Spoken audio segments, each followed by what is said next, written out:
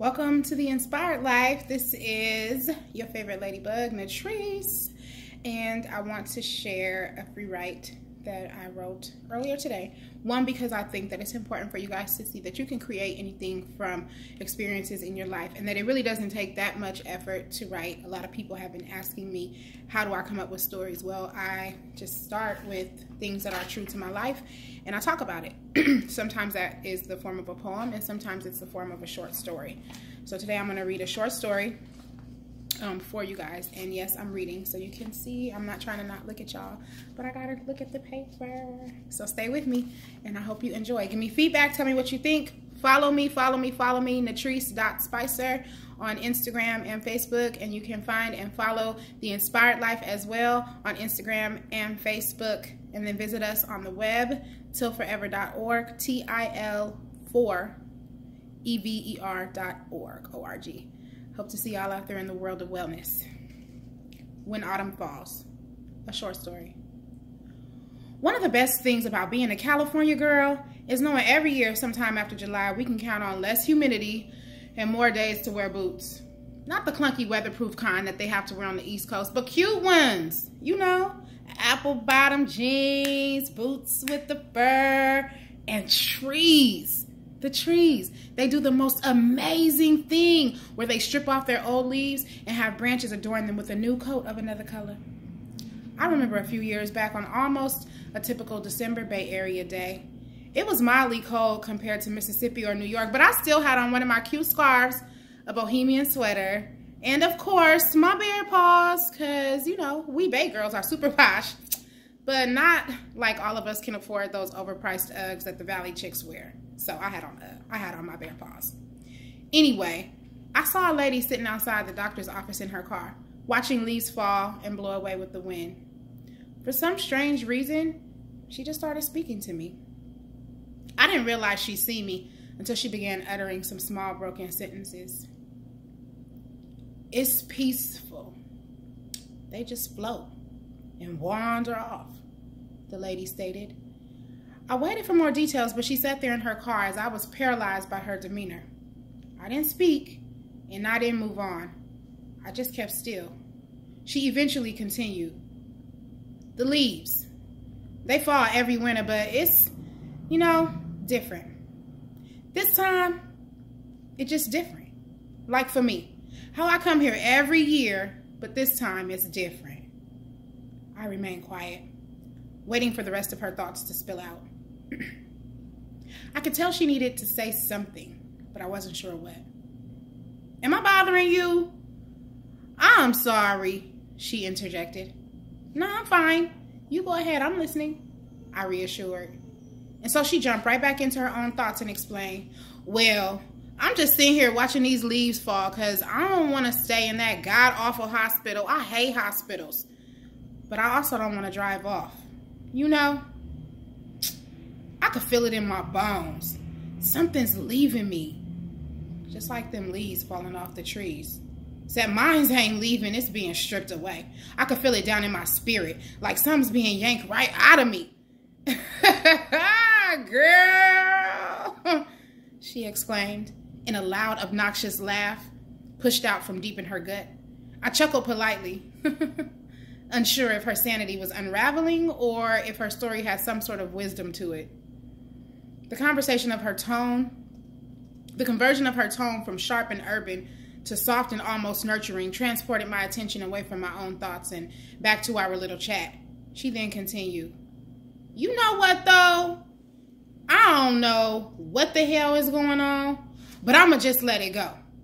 Whatever it may be, I'm just tired. I'm just tired. Too damn tired to fight anything else. You know, well, nah, you don't know, but I'ma tell you. I've been trying hard to have this man's baby for like 6 years now, and not a one. Not no baby, not no twins, not no nothing.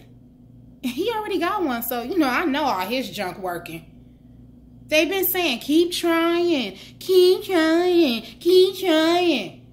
Hell, I done tried everything, and girl, I mean everything. This one time, he even had me doing handstands and stuff. And that 1 month, when we decided to do our normal weekly routine of 5 days a week and amp it up to twice a day, ooh, Girl, I could hardly walk fooling around with him.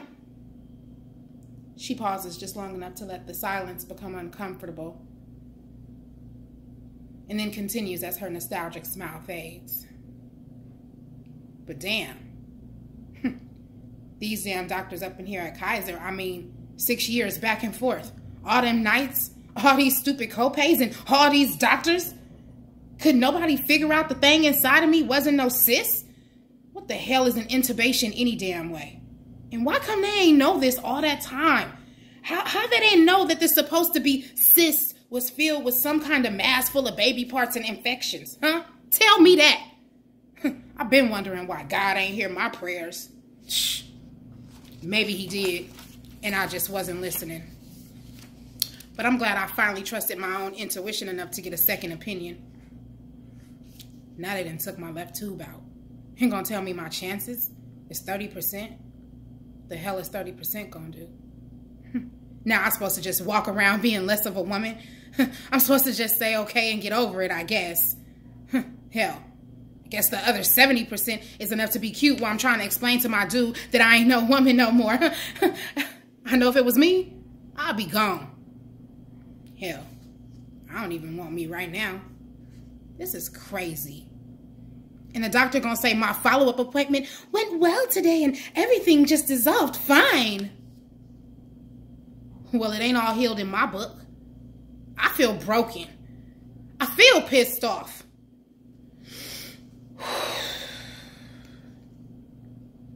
She inhaled a slow breath for what seemed like 20 seconds before releasing a dual stream of thick, cloudy tears from both of her eyes. They kept coming faster and faster as she spoke again.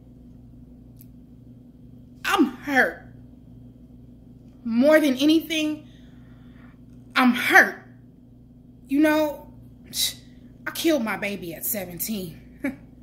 Trying to make my mama proud. That's probably why this is happening to me now. I cursed myself by being a murderer, killing my baby.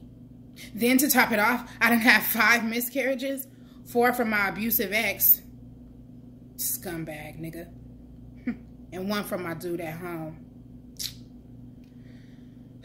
He gonna be hella mad, man. Like, hella mad. I just can't even believe this. But if we had known sooner, maybe we could have done something. Now I gotta explain how I'm just damaged goods.